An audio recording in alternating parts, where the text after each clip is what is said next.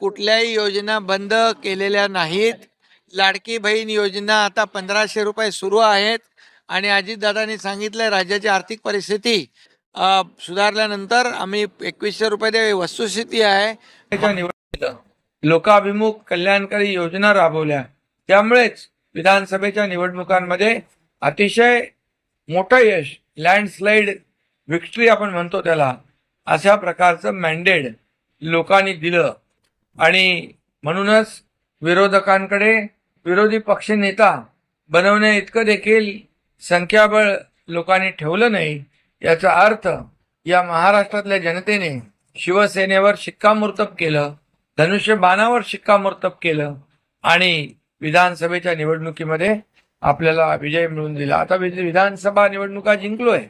आता येणाऱ्या स्थानिक स्वराज्य संस्था ज्या आहेत त्यामध्ये देखील महायुती विधानसभेत जिंकली.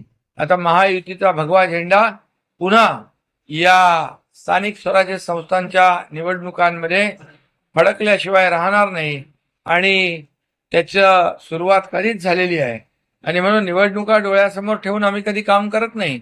निवडणुका असू द्या नसू द्या, शिवसेनेचं काम वर्षाचे 12 महिने 365 दिवस सुरू असतं. आणि म्हणूनच हा फरक आहे आपल्यामध्ये आणि कशामध्ये उभाटा.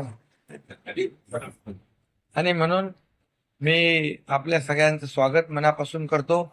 आपल्याला आता शिवसेना गावागावात वाढवायची आहे, घराघरात शिवसेना न्यायची आहे, लोकांच्या मनामनात शिवसेना आपल्याला रुजवायची आहे आणि जे आपण सरकारने केलेलं काम आहे ते लोकांपर्यंत आपल्याला पोहोचवायचं आहे.